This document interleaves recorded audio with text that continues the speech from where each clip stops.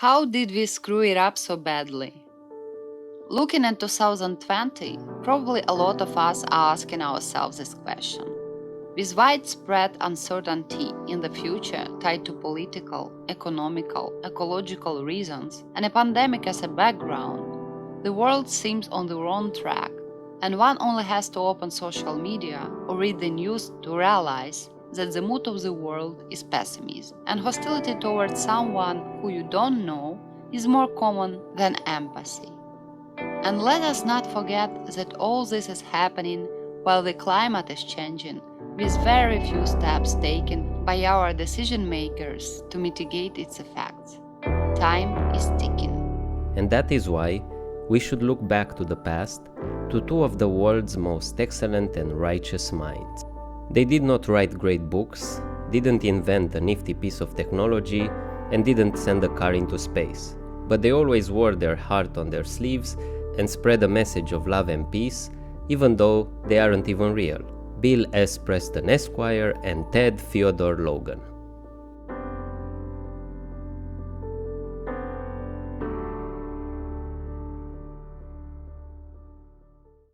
Bill and Ted's Excellent Adventure came out in 1989. At the time it was quite successful and it garnered a cult following throughout the years.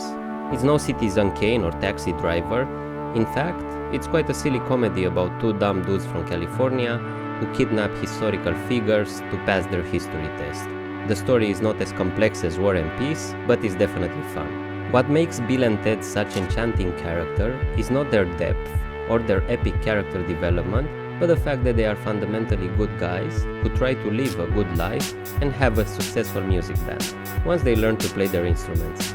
Watching this film again in 2020 made me think how in a world where things arguably have gotten better, people, especially young people, have seemingly lost their optimism.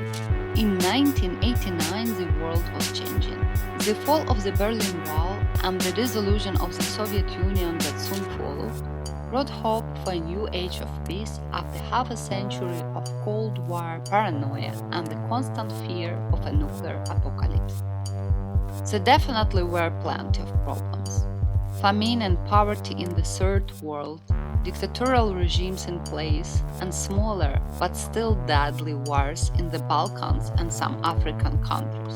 Nevertheless, incomes were rising worldwide and millions of people were getting out of poverty while life expectancy was growing too. It was happening while the world was getting smaller with the advent of the internet, affordable access to computers, and the ubiquity of mobile phones that made instant communication accessible to most humans in just a few years. The late 80s and 90s were a time of incredible progress, and although the world still had many bugs to work out, there was a common belief that things would incrementally get better. The world of today is also going through fast changes, and life expectancy is at an all-time high.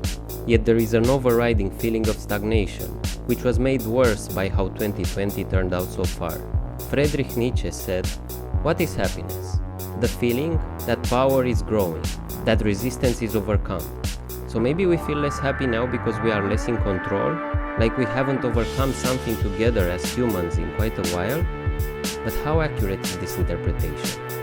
In 2017, the Deloitte Millennial Survey revealed that only 36% of young people in developed nations predicted that their financial situation would be better than it was for their parents, with 31% expecting to be happier.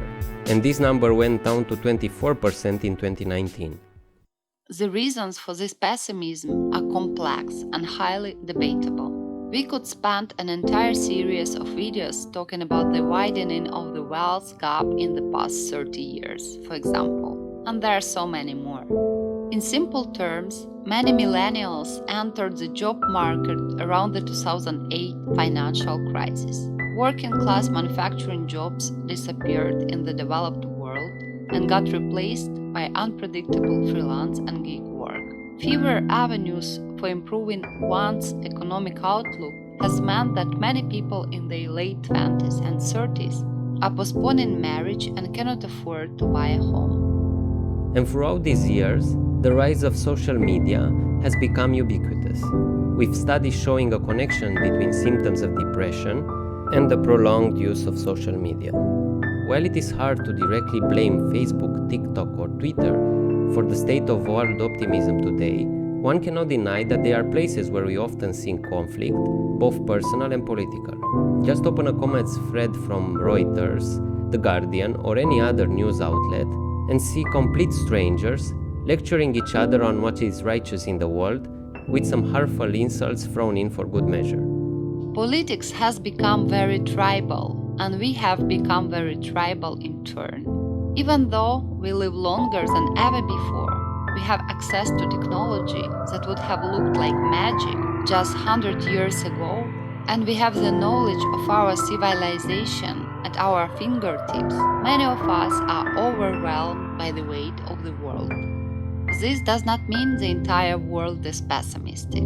A 2014 Ipsos study shows that 90% of teenagers in Kenya, Mexico, India, China, and Nigeria are optimistic about their future and believe that their lives would improve.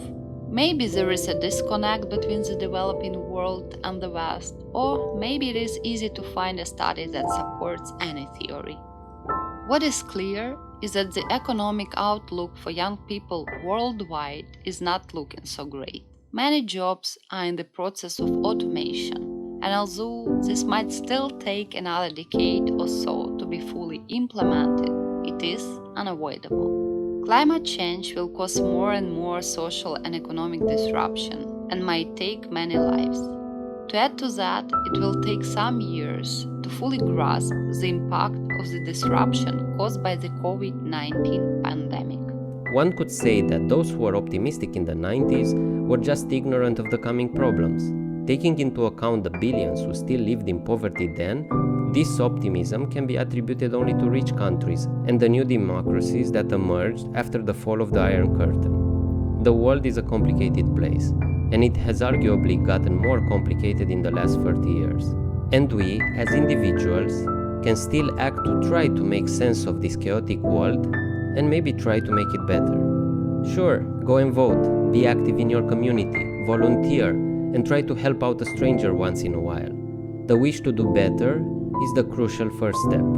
But the simplest thing we could do to push our collective mood in a more positive direction is to follow the mantra set by our old wise friends Bill and Ted.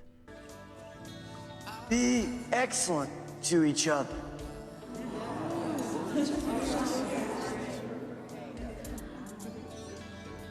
Party on, dudes!